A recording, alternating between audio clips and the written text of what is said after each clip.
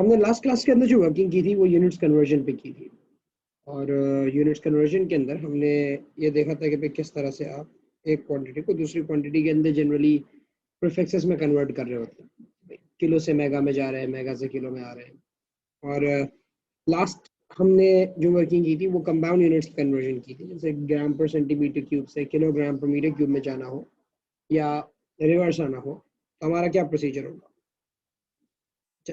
इसी लॉजिक को एक और पॉइंट पे सॉल्व करते हैं, और उसके बाद ये है कि हम आगे की तरफ चलेंगे, कैलिब्रेशन कर्व्स के ऊपर बात करेंगे आज। एक और कंपाउंड कन्वर्जन मैं यहाँ पे बता देता हूँ कि अगर हमें किलोमीटर पर आवर से मीटर पर सेकंड तक जा रहा हो,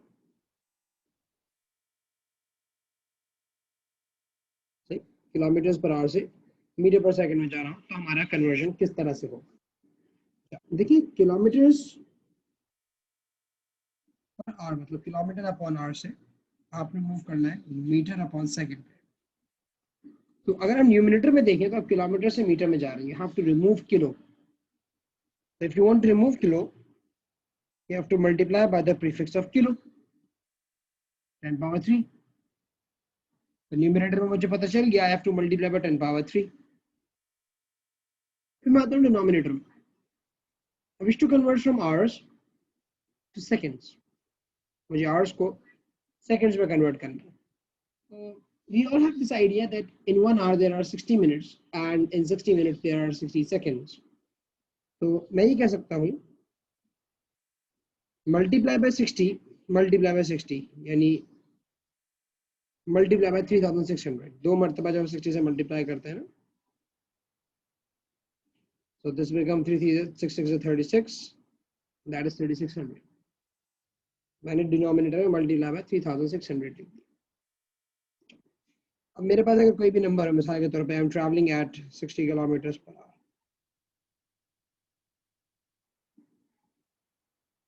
तो मीटर पर सेकंड है, ठीक, मैं कन्वर्ट करना चाह रहा हूँ। तो 60 किलोमीटर पर आवर से मीटर पर सेकंड में जाना है। किलोमीटर से मीटर में जाने के लिए न्यूमरेटर को 10 पावर 3 से मल्टीप्लाई, डिनोमिनेटर को 3600 से मल्टीप्लाई। मैं लिख सकता हूँ इसको 60 मल्टीप्लाई बाय न्यूमरेटर में 10 पावर 3, डिनोमिनेटर में 3600 से मल्टीप्लाई। लाजिम बात है डिनोमिनेटर में अगर कुछ नहीं लिखा हुआ था तो यहाँ पे 1 लिखा हुआ होगा। अब 1 को 3600 से मल्टीप्लाई कर रहे हैं। Now you can simplify it. मैं अपने पास भी सॉल्व कर लेता हूँ।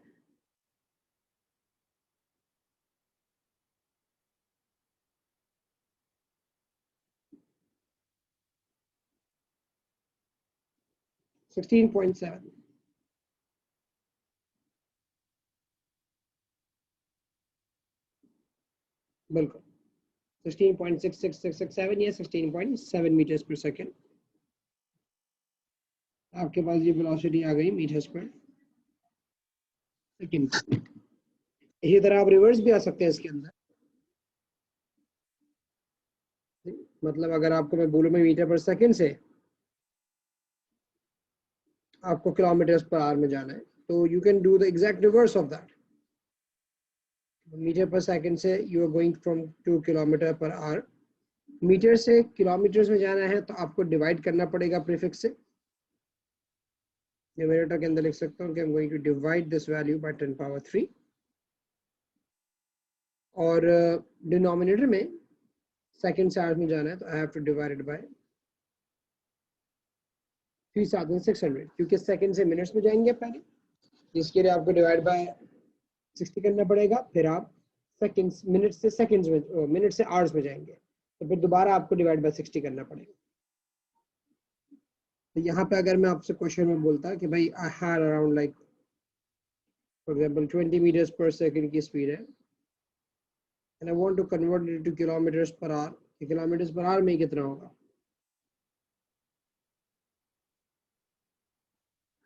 तो हम ये चीज़ यहाँ पे लिख सकते हैं कि भाई 20 न्यूमरेटर को 10 पावर 3 से डिवाइड करेंगे हम, और डिनोमिनेटर में अगर कुछ नहीं लिखा हुआ तो हमें पता है इट्स 1, वो डिवाइड होगा 3600 से। तो कैलकुलेटर में ये चीज़ ऐसे लिख दीजिएगा 20 डिवाइडेड बाय 10 की power 3 upon 1 divided by 3600. It turns out to be 72 kilometers per hour. बिल्कुल. So this is the way how we convert from meters per second to kilometers per hour and vice versa. अगर kilometre per our से metre पर second में जाना,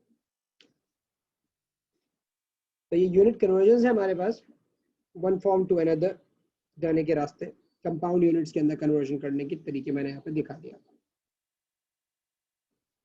I hope इसमें किसी को कोई कंफ्यूजन नहीं होगी. अगर किसी को कोई प्रॉब्लम है इसमें तो अभी वो मुझसे पूछ सकता है. ठीक है, फिर हम ये है कि आगे कैलिब्रेशन कर्व्स पे चले जाएंगे. अगर किसी को कोई स्टेप कोई बात समझ ना आई हो तो वो बिल्कुल पूछ सकता है.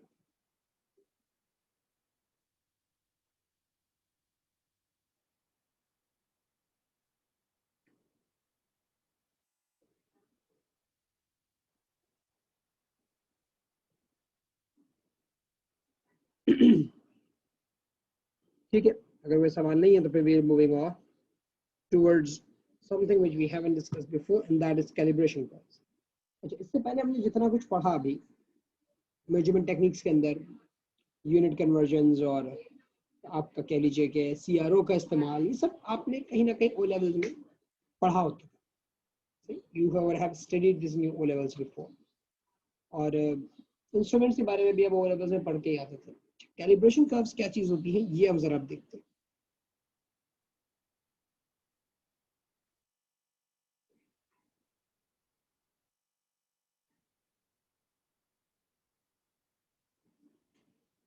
देखो, कैलिब्रेशन कर्व्स कहा जाता है उन ग्राफ्स को जो कि आपको किसी एनालॉग इंस्ट्रूमेंट के ऊपर मार्किंग करने में हेल्प करते हैं. तो दोबारा बोलता हूँ, कैलिब्रेशन कर्व्स ऐसे ग्राफ्स होते हैं, ऐसे कर्व्स होते हैं, ये लाइन भी हो सकती है, ये जो किसी इंस्ट्रूमेंट के ऊपर, खास होकर एनालॉग इंस्ट्रूमेंट के ऊपर डायल की या स्केल की मार्किंग करने में आपको हेल्प करती है. क्योंकि देखो, याद रखना, जब भी कभी कोई इंस्ट्रूमेंट बनाया जाता है, वो स्केल डिजाइन हो रहा है, सही है, एम मीटर डिजाइन हो रहा है. आपने देखोगे एम मीटर की जो डायग्राम होती है, इस तरह से इसकी स्क्रीन होती है, सही, और उस पर यहाँ पे मार्किंग्स लगी हुई होती है, ऐसे इस तरह से मार्किंग्स लगी हुई है.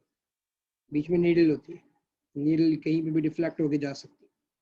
तो ये जो मार्किंग क्राइटेरिया है ना, कि यहाँ पे कौन से मार्क पे कौन सी वैल्यू रखनी है, कितना गैप देना है, ये तमाम बातें कैलिब्रेशन कर्व से पता चलती है. आप जब भी डिजाइनिंग करते हो इंस्ट्रूमेंट की, सबसे पहले उसका कैलिब्रेशन कर्व बनाया जाता है. कैलिब्रेशन कर्व आपको ये बताता है कि भाई कितने सेंटीमीटर के गैप के ऊपर कौन सी वैल्यू मार्क करनी है.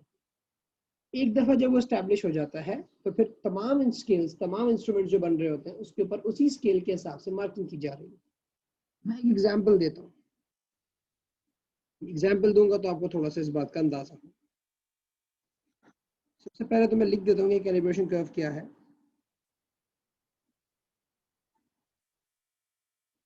कैलिब्रेशन कर्व्स, लो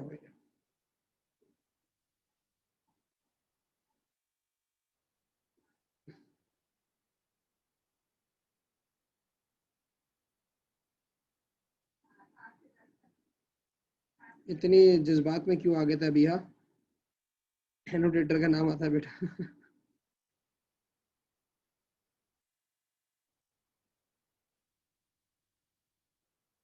अच्छा, कैलिब्रेशन कर्व्स की अगर हम बात करें तो calibration curves are graphs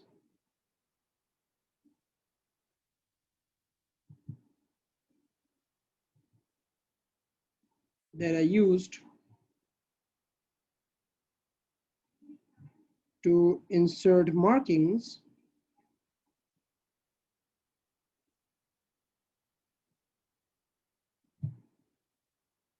on the scale of an analog instrument.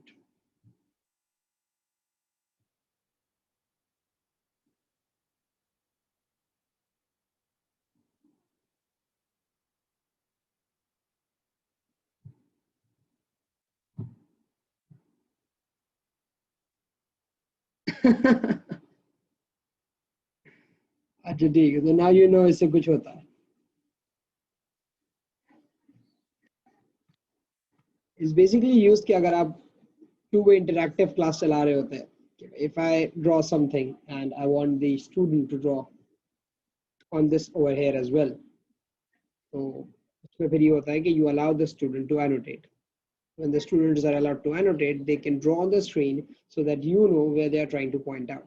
क्योंकि लाजिम बात है, डिस्टेंट कम्युनिकेशन है तो अक्सर नहीं पता चल पाता ना कि कहाँ पे बच्चा पूछना चाह रहा है, क्या बात करना चाह रहा है, कैसे ड्रॉ करना चाह रहा है, तो यहाँ यूज होते हैं। लेकिन यहाँ पे माशाल्लाह से वजूहात ऐसी होती हैं कि जिसकी वजह से आपको एनोटेटर जो है ना वो ऑफ करके रखना पड़ता है, वरना हर बंदे का अपने अंदर का पिकासो जाग जाता है।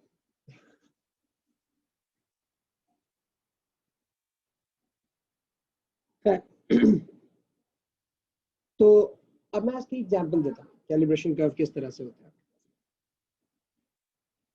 इमेजिन कीजिए कि यहाँ पे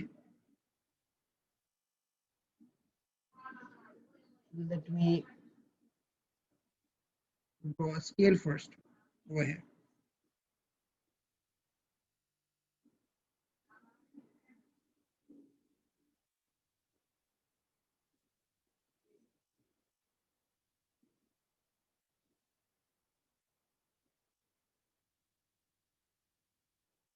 एक साइड पे रख देता हूँ, काम आ जाएगा। मेरे पास एक स्केल है, डायल है, उस डायल पे मार्किंग्स हुई है कुछ।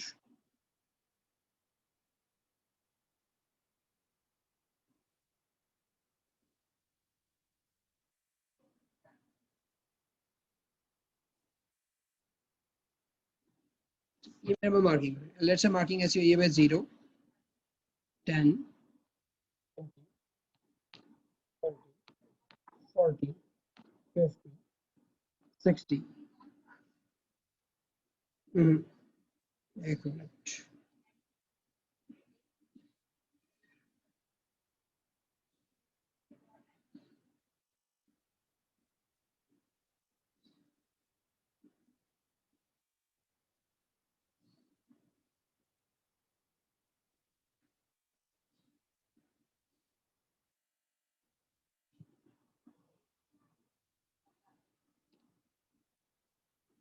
थोड़ा सा गलत बन गया ये।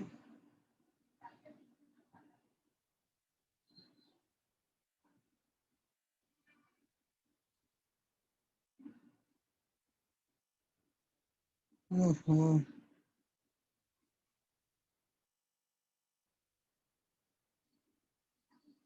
मुझे इस पैसे पड़ेगा भाई।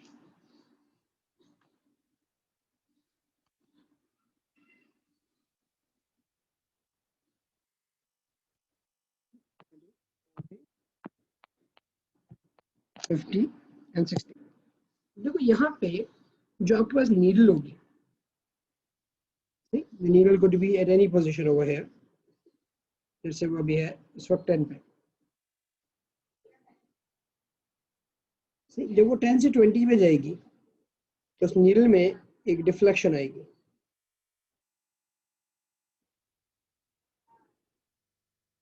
एक सर्टेन एंगल की डिफ्लेक्शन। तो मुझे ये पता है कि भाई जब 10 की वैल्यू चेंज होती है, लेट्स से ये करंट था, ये मिली एम्पेयर्स में था, it was current in milli amperes, तो मुझे पता है जब 10 मिली एम्पेयर का चेंज आएगा एक सर्टेन एंगल थीटा यहाँ पे चेंज हो रहा होगा। तो इसका जो कैलिब्रेशन कर्व होगा ना वो कैसा होगा,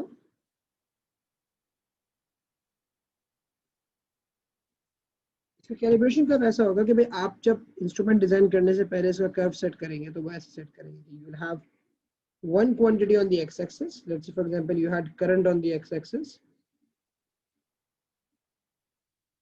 and you have angle on the y-axis, and vice versa is possible as well. ठीक, आप इसका रिवर्स भी बना सकते हो कि आप करंट को y पे ले जाओ, आप एंगल को x एक्सिस पे ले जाओ, ये चीज भी इक्वली वैलिड है, इससे कोई परेशानी नहीं होती। ठीक है, तो अगर मैं यहाँ पे देखूँ तो मैं ये देखता हूँ कि मेरा जो स्केल बना हुआ है वो एक लीनियर स्केल बना हुआ है। लीनियर स्केल का मतलब ये, the graph that I am supposed to have over here for me Is this a straight line graph?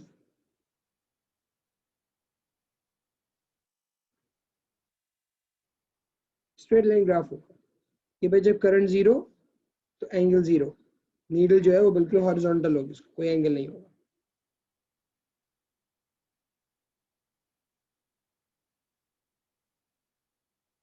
ठीक है, जब आपके पास करंट बढ़ा 10, सही है, 20, 30, सही, 40, इस तरह से जब चलेगा तो कॉरेस्पॉन्डिंगली करंट की वैल्यूज भी आपके पास, यहाँ आपको एंगल की वैल्यूज भी इक्वल रेट पे इंक्रीज हो रही है, गैप्स कांस्टेंट है आपके पास। ये अगर आप गौर करें तो ये जो गैप आ रहा है 0 से 10 जाने पे एंगल प्रोड्यूस हुआ यहाँ पे,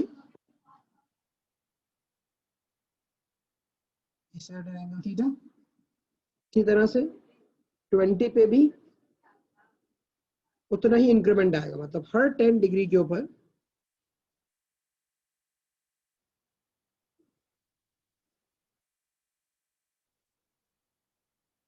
आपको सेम इंक्रीमेंट मिल रहा है एंगल का। ये चीज जो है ये मुझे इस डायल में बनने वाले स्केल का ग्राफ दिखाता है। This is the calibration curve for this dial.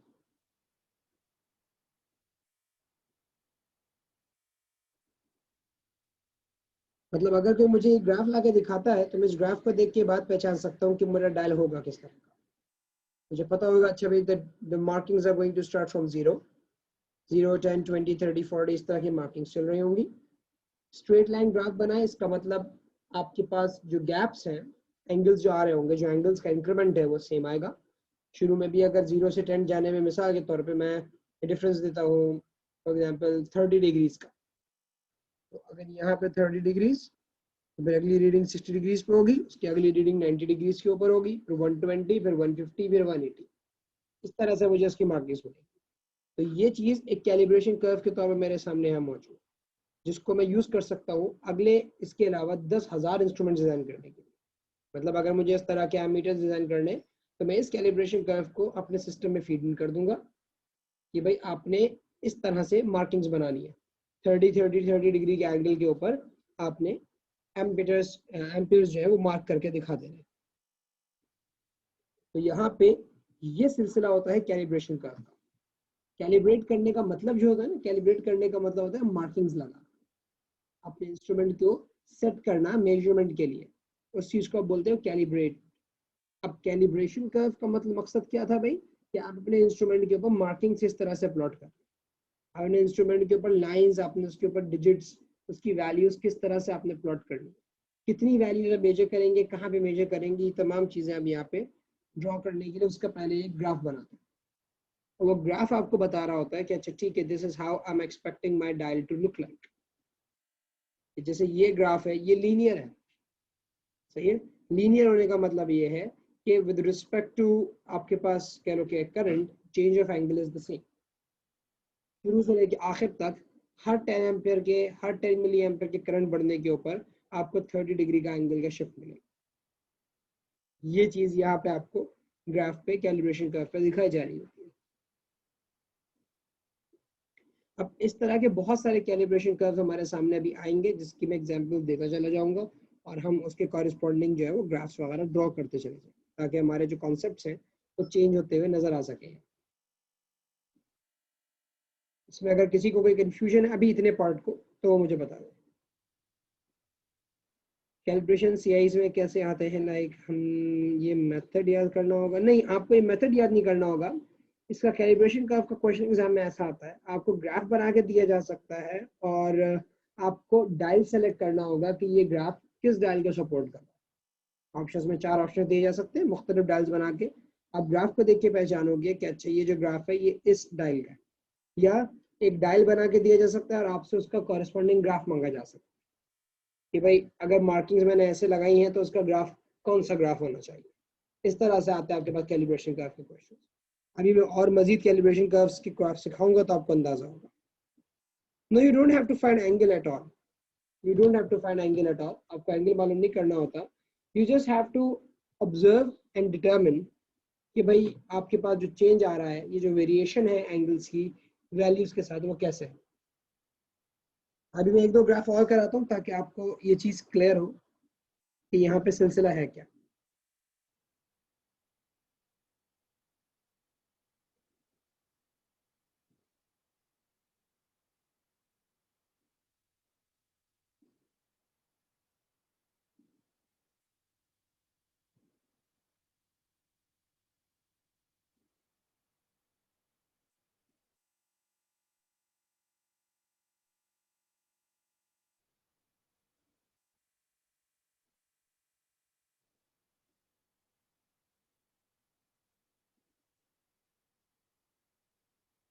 चलो भाई, अब हम डिफरेंट डायल्स के ऊपर वर्किंग करते हैं तो देखते हैं उनका ग्राफ हमारे पास कैसा बनेगा।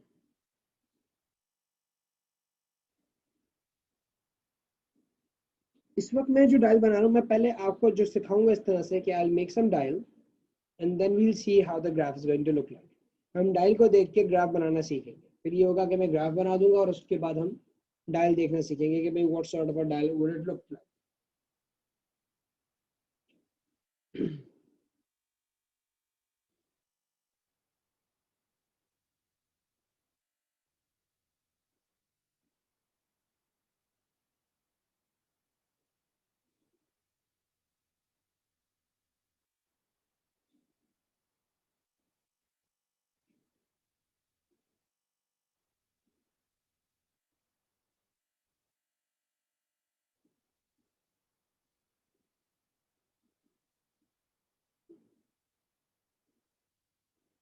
अब लेट्स से ये डायल है, सही।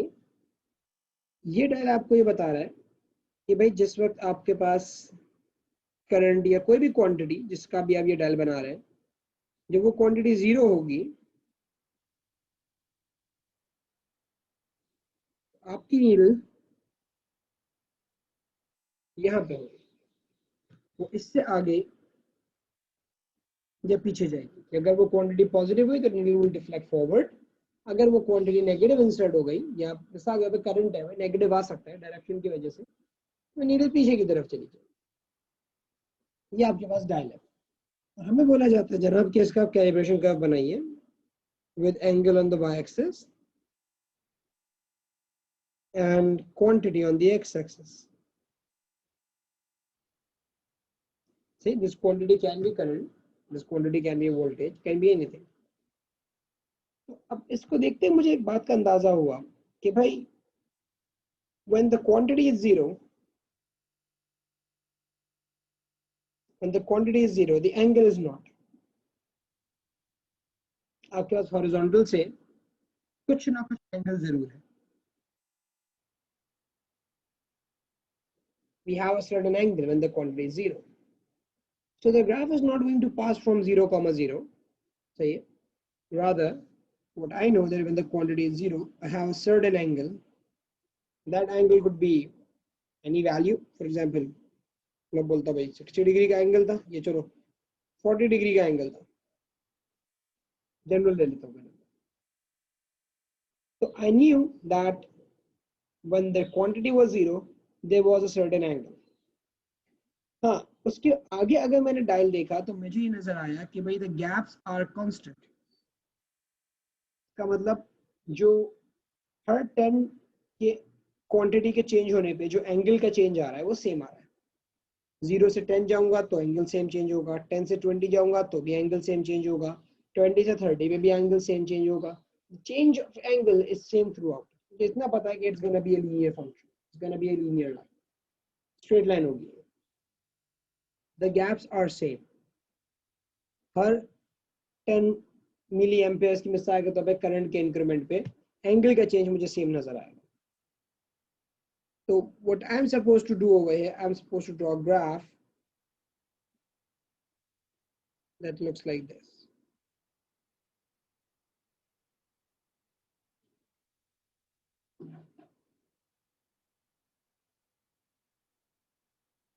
ये ग्राफ ऐसा बनेगा इसका, and it's going to extend backwards as well.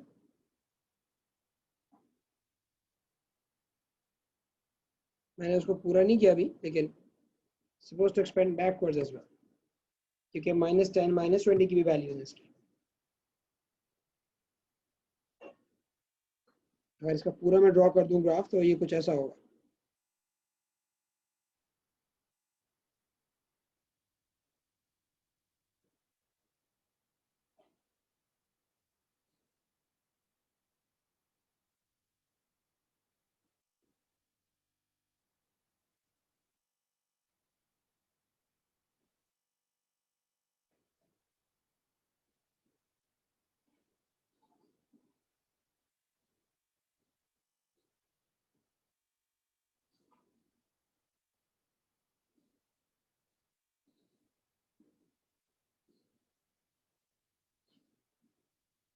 कैसा ग्राफ होगा इसका?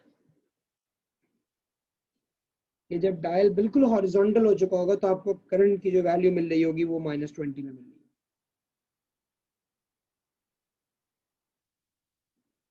उस वक्त आपका एंगल 0 होगा।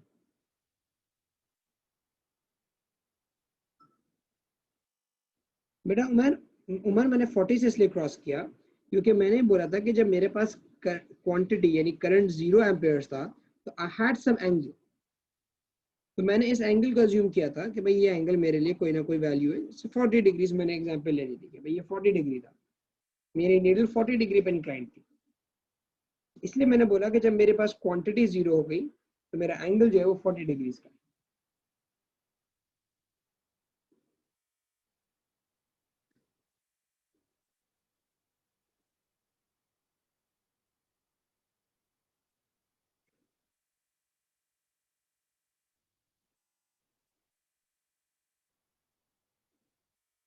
अच्छा भाई, इसमें एक क्वांटिटी कहलाती है, इसको हम बोलते हैं sensitivity.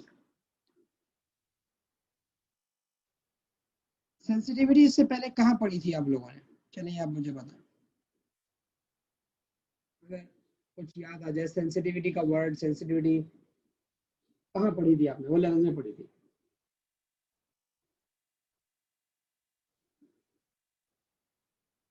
Exactly, thermometers.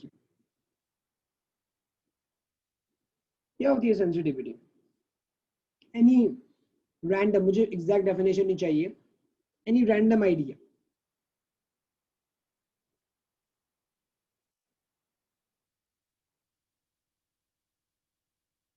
If you guys remember.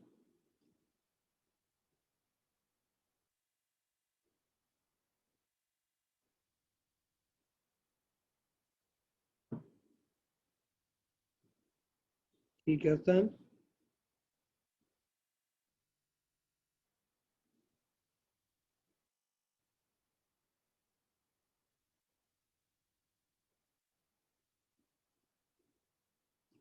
Abdul मुनिम, वो रिस्पॉन्सिवनेस होती थी जिसका ताल्लुक टाइम से होता था ना, वो रिस्पॉन्सिवनेस होती है कि कितनी जल्दी टेम्परेचर रीडिंग शो करता है।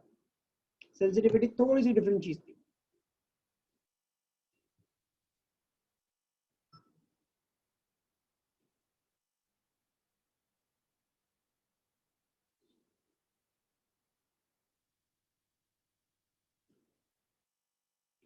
ठीक है। Effect on the mercury level when the temperature increases. Yes, yes, Samana, that is actually right. There are small changes causes bigger change in thermometers. Bilkul. Greater values will limit small changes. Exactly. ठीक है, तो you guys have an idea what sensitivity is or what sensitivity was ना? तो मैं इसकी definition यहाँ लिख देता हूँ, मैं explain भी कर देता हूँ मैं। Sensitivity basically explaining how much of a change in property you will observe for a unit change in your physical quantity। मतलब ये, जैसे यहाँ पे एंगल है, कितना एंगल चेंज होगा अगर करंट 1 एम्पेयर चेंज हो या 1 मिली एम्पेयर चेंज हो। एक यूनिट चेंज ऑफ क्वांटिटी के लिए आपकी प्रॉपर्टी में क्या चेंज है? इसमें प्रॉपर्टी हमारी एंगल है, तो एंगल के थ्रू वेरिएशन जज करते हैं। थर्मोमीटर्स में हम लेंथ के थ्रू जज करते थे, तो उसमें हम कहते थे कि भाई the change in length per degree change in temperature. 1 degree अगर टेम्परेचर चेंज हो तो लेंथ में कितना फर्क आएगा, that was the sensitivity of that thermometer. तो thermometers which were more sensitive, उनमें क्या होता था कि भाई जरा सा टेम्परेचर चेंज हो तो लेंथ में चेंज बहुत बड़ा आ जाता था। तो बोलते थे भाई these thermometers are really sensitive. A small change of temperature is bringing a very large change in the length of the thermometer liquid. तो उसमें हम ये कहते थे भाई छोटी छोटी मार्किंग भी लगा सकते हो, क्योंकि लेंथ इतनी ज़्यादा चेंज हो रही है कि भाई अगर 10 से 11 डिग्री पे गया और लेंथ में आपके पास मिसाल के तौर पर 2 सेंटीमीटर का चेंज आ गया, गैप अच्छा खासा है, आप 10 और 11 के दरमियान का भी टेम्परेचर इजीली नोट कर सकते हैं।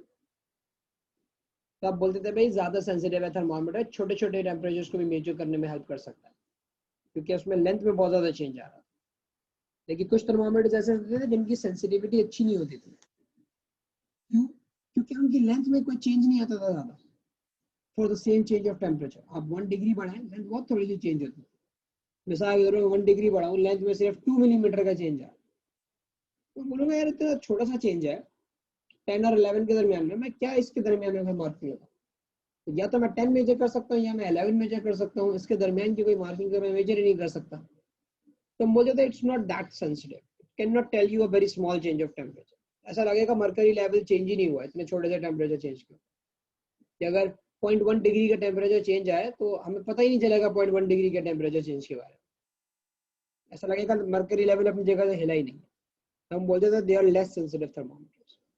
इसी तरह यहाँ पे भी अगर ये नीडल बहुत ज्यादा डिफ्लेक्ट कर जाती है for the same change of current, मिसाल के तौर पर जैसे यहाँ पे था, तो मैं बोलूँगा भाई ये this dial is very much sensitive, quite large, it has a large sensitivity, कि 0 से 10 मिली एम्पेयर तक जाते हुए उसने इतना बड़ा डिफ्लेक्शन शो किया कि उसके दरमियान में आराम से मार्किंग शो हो सकती है। लेकिन अगर मैं बोलूँ कि भाई 0 से 10 पे जाते हुए उसने बहुत थोड़ी सी डिफ्लेक्शन शो किया, एंगल इतना चेंज नहीं हुआ उसका, बोलूँगा it's not very much sensitive. छोटी रीडिंग्स नहीं आ सकती इससे, बड़ी रीडिंग्स आएंगी। अभी जैसे 0 और 10 के दरमियान में गैप अच्छा खासा नजर आ रहा है, can say that it has a large sensitivity. अगर 10 मिसाल के तौर पे यहाँ होता, इधर होता 10 का मान, तो बोलता है it's now even more sensitive, पहले से भी ज्यादा सेंसिटिव है ये, क्योंकि अब 0 और 10 के दरमियान में इतनी बड़ी डिफ्लेक्शन आ रही है कि उसके जो रीजन बीच में बचा है उसमें भरपूर मार्किंग कर सकते हो, बहुत छोटे छोटे करंट्स को मेजर कर सकते हो। और अगर 10 की मार्किंग कहीं यहाँ आ जाती, बहुत नजदीक आ जाती, तो बोलते हैं सेंसिटिविटी कम है इसकी। मैं 0 और 10 के दरमियान में बहुत ज्यादा हो गया तो एक और लाइन का मार्क लगा सकता हूँ 5 मिली एम्पेयर का, उससे ज्यादा की मार्किंग मैं नहीं कर सकता, क्योंकि फायदा नहीं है, रीड ही नहीं कर सकेंगे हम, गिचपिच हो जाएगी बहुत ज्यादा। तब बोलोगे इसकी इस डायल की सेंसिटिविटी अच्छी नहीं है, it's not very much sensitive. लेकिन वो जिसमें बड़ा वाला मार्क था, यहाँ आ रहा था, मैं बोलूँगा क्वाइट लार्ज इन सेंसिटिविटी, इसकी सेंसिटिविटी बहुत ज्यादा है। तो इसको मैं आप वर्डिंग्स में लिख देता हूँ जो बातें मैंने आपको बताई हैं।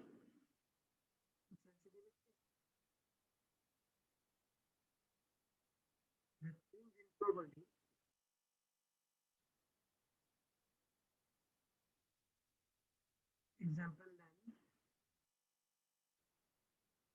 और एंगल, ये दो चीजें यूजुअली चेंज होती हैं। सी एग्जाम्पल है एंगल, चेंज इन प्रॉपर्टी, यानी द चेंज इन लेंथ या the change in angle for a degree change in the physical quantity.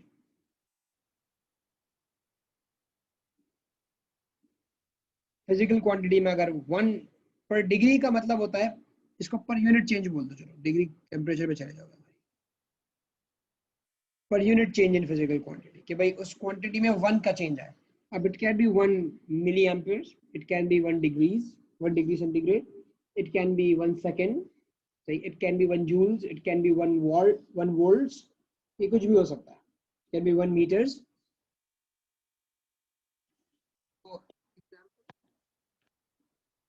For this could be your current,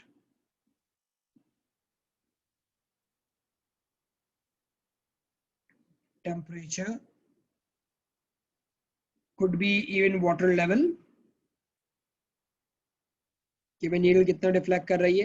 आपने एक टैंक में लेवल गेज लगा दिया। आई डोंट नो आप लोगों के घरों में से अगर शायद किसी के घर में मोटर जैसी लगी नहीं हो, तो जिसमें टैंक का लेवल एक सर्टेन पॉइंट से अगर नीचे चला जाए तो वो ऑटोमेटिकली मोटर को स्विच ऑन कर देता है, और जो है वो मोटर जो है वो पंप पानी को जो है वो पंप करना शुरू कर देती है। और जब एक सर्टेन लेवल से ऊपर चला जाता है पानी, तो मोटर ऑटोमेटिकली स्विच ऑफ हो जाती है। उसमें टाइमर लगा हुआ होता है। You don't need to continuously observe कि भाई पानी कम हो गया या पानी ज़्यादा हो गया, वो खुद ब खुद automatically switch on switch off करता है। तो अब हम लोगों ने अक्सर ये वाला सिस्टम लगाना शुरू कर दिया अपने टैंक्स के अंदर, लेवल गेजेस लगाना शुरू कर दिया। तो अगर सेंसिटिव होगा लेवल गेज, तो आपके पास अगर कोई डायल वाइल आपके कमरे के पास या मीटर टैंक के बाहर लगा हुआ है, तो उसमें हम नजर आएगा नीडल रिफ्लेक्ट होती हुई आपको दिख सकती है कि भाई अच्छा पानी का लेवल इतना हो गया, पानी का लेवल अब इतना हो गया, इतना कम हो गया। आप क्वांटिटी देख सकते हैं। जैसे गाड़ी में फ्यूल गेज लगा हुआ होता है, आपकी कार में जो फ्यूल गेज होता है वो यही चीज बता रहा होता है कि आपका फ्यूल अभी फुल है, हाफ हो गया है, एम्प्टी के बहुत नजदीक आ गया है, ये तमाम चीजें।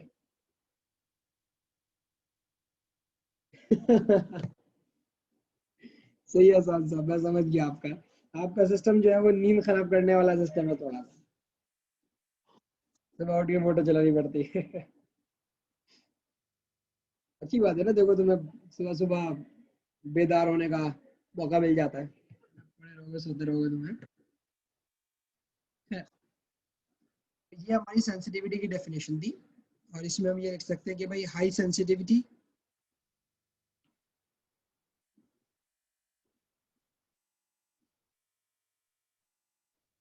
means more change of angle or length.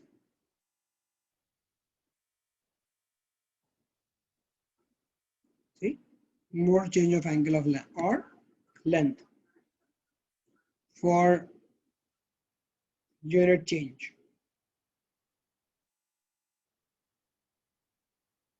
of temperature या current etc. See, this is what you mean by high sensitivity. और लो के अंदर हमने आप एक्सप्लेन कर दिया था। लो में इसका मतलब we have less change using science and technology.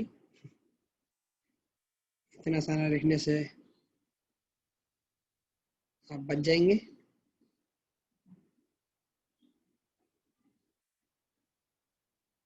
यहाँ पे low sensitivity means less change of angle or length for a unit change of temperature। ठीक है, ये हमने सेंसिटिविटी को देख लिया। तो ग्राफ में मैंने ये इस तरह से डायल बना दिया था। अगर मैं अंडरस्टैंडिंग करना चाहूँ यहाँ पे कि बल्कि तीसरे वाले डायल में आके देखते हैं, मजा आएगा उसके अंदर ज़्यादा। मैं इसके ऊपर मार्किंग करता हूँ डायल के अंदर, and let's say if you guys can figure out what's happening to sensitivity over there. 0, 10,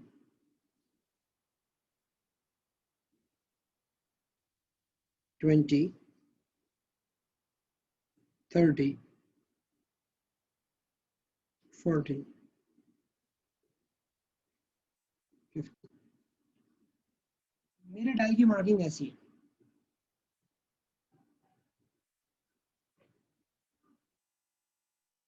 ये क्वांटिटी और ये एंगल।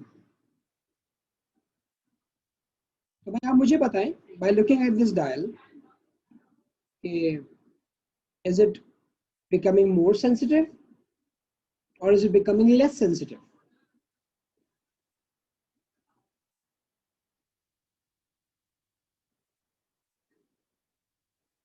Brilliant, शाबाश। ये चीज एग्जामिनर पूछता है अक्सर कि what is happening to the sensitivity. आप डायग्राम में से देख के डायल को देखिए फौरन पहचान सकते हो कि अच्छा सेंसिटिविटी में ये फर्क है। अब इसका ग्राफ बनाते हैं। अगर हम इसका ग्राफ बनाए, डायल स्टार्ट 0 0 से हो रहा है, क्वांटिटी की मार्किंग्स 10,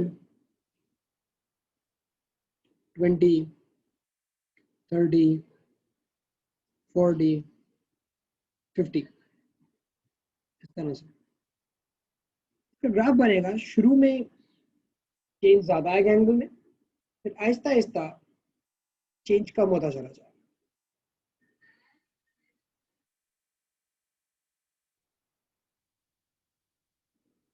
ग्राफ ऐसा जाएगा। At the start you have a large change, you can observe over here.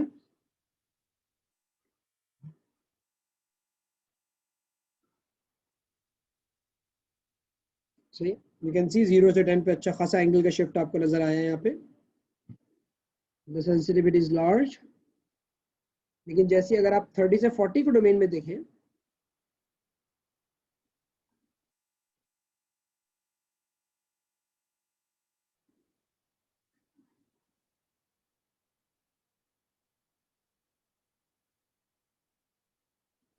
Thirty से 40 में आपको यह नजर आएगा कि जो आपका एंगल का चेंज है वो कम हो गया।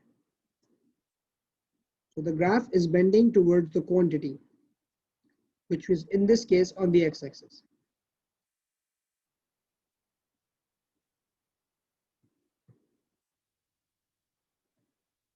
ठीक है, चेंज ऑफ एंगल आपके पास रिड्यूस हो गया। शुरू में बहुत बड़ा चेंज आया था, एंड में आपके पास एंगल का चेंज रिड्यूस हो गया।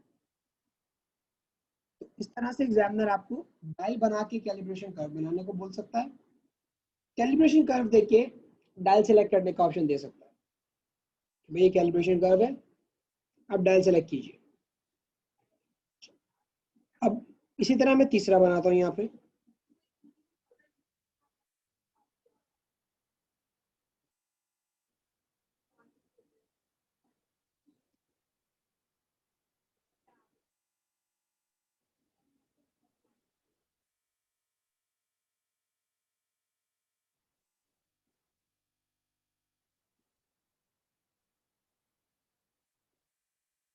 मैं इरेज कर दूं।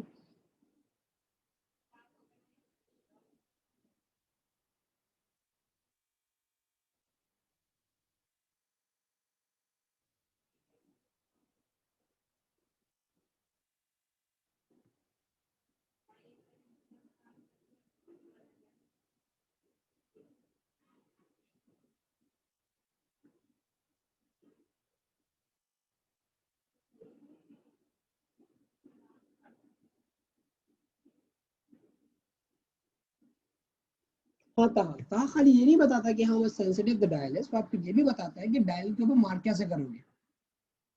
जैसे अगर अभी मैं एक कैलिब्रेशन कर्व ये ड्रॉ करता हूँ, तो मैं आपको बोलता हूँ कि इसके हिसाब से आप लोग डायल ड्रॉ करके मुझे दिखाओगे कि भाई इसका डायल होना कैसा चाहिए। तो ये कुछ ज्यादा वो हो गया सब। ये मैंने डायल ऐसा बनाया, इसका कैलिब्रेशन कर्व ऐसा बनाया। अब मुझे मालूम करना है कि how is the dial going to look like. मुझे एग्जामिनर ने कैलिब्रेशन कर्व दे दिया, बोला भाई बना के दिखाओ, इसकी डायल के ऊपर मार्किंग ऐसे होनी चाहिए। तो ऑब्जर्व इट, मुझे सिर्फ डायल बना के उसका स्नैपशॉट लेके व्हाट्सएप करो। इंडिविजुअली व्हाट्सएप करना, ग्रुप पे मत भेज देना।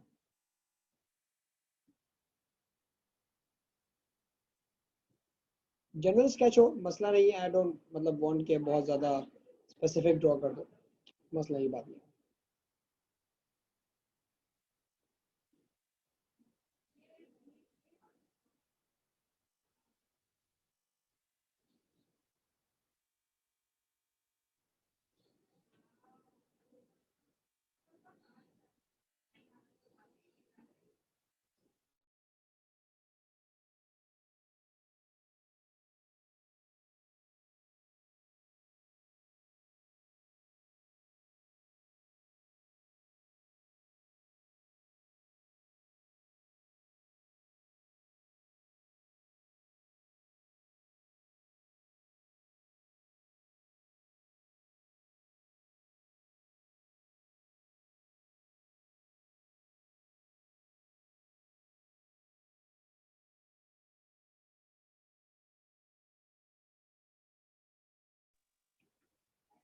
करेक्ट आंसर है रहा।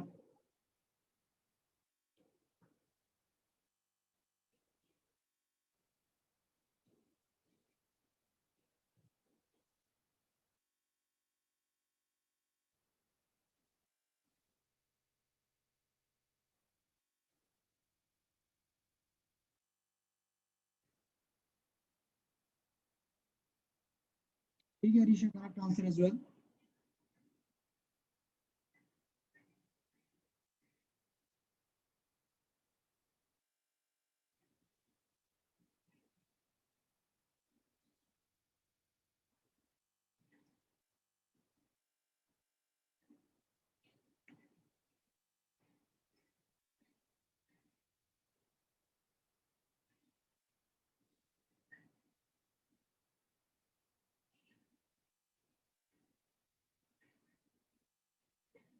ठीक है बेटा ज़ैनब, करेक्ट।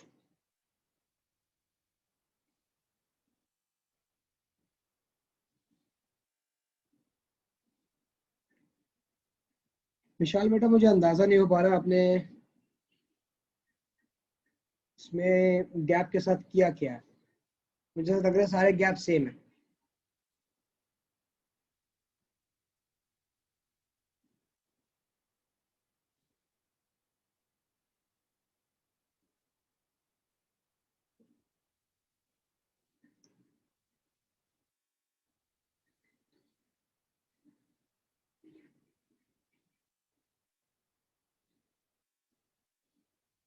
इसको करेक्ट करके ड्रॉ कीजिएगा बेटा। तो गैप का डिफरेंस तो दिखाओ ना आप, जैसे बाकी सब ने गैप्स का डिफरेंस दिखाया है, तो आप भी गैप का डिफरेंस दिखाइए। आपने जो गैप्स बनाए हैं वैसा लग रहा है सारे एक जैसे गैप्स हैं। अगर सेंसिटिविटी चेंज हो रही है तो गैप को चेंज होना चाहिए ना।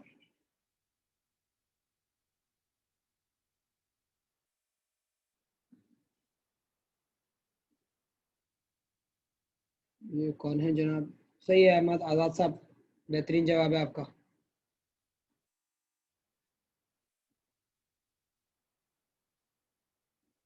जोहा, करेक्ट आंसर। ठीक है, तो I have an idea that you guys have figured out how the diagram is gonna look like. अब मैं क्या करता हूँ, I am gonna give you 2 3 diagrams, सही है। You gonna solve it and bye tonight you are supposed to send me the images of those diagrams ताकि मुझे अंदाजा हो सके कि whether I've done it right or not। हाँ बेटा विशाल, अब ठीक है आपका answer. I'm giving you 3 dials। इस डायल को तो मैं अभी फौरन मार्क कर देता हूँ। Like this is 10, 20, 30, 40, सही है। इस तरह से 50 तक जाता है मामला। मैंने 40 तक ड्रॉ कर दिया खाली अभी। चलो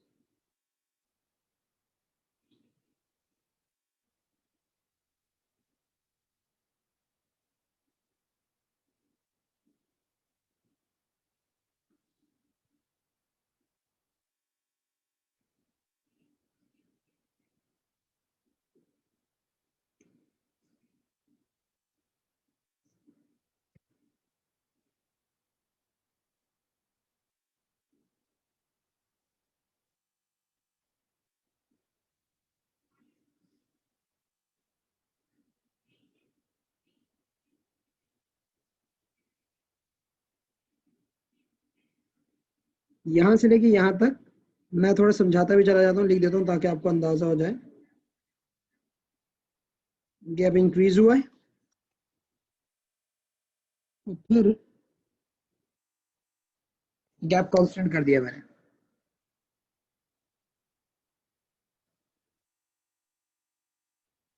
पहले गैप कम था, मैंने गैप बढ़ाया 30 तक और उसके आगे जो है वो गैप मैंने सेम रखा हुआ है। हालांकि 50 से 60 वाला गैप थोड़ा सा कम दिख रहा होगा आपको, लेकिन गैप जो है वो कांस्टेंट है। पहले गैप इंक्रीज हुआ, उसके बाद गैप कांस्टेंट हो गया। ठीक, ये डायल करना है आपने।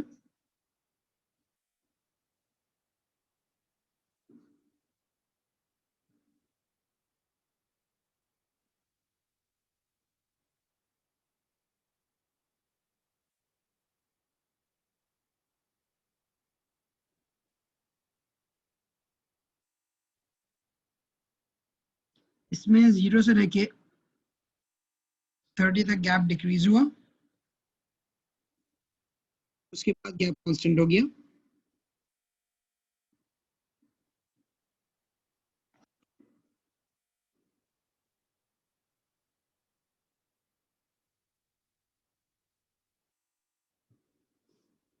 तीसरे डायल हमारे पास ये आएगा,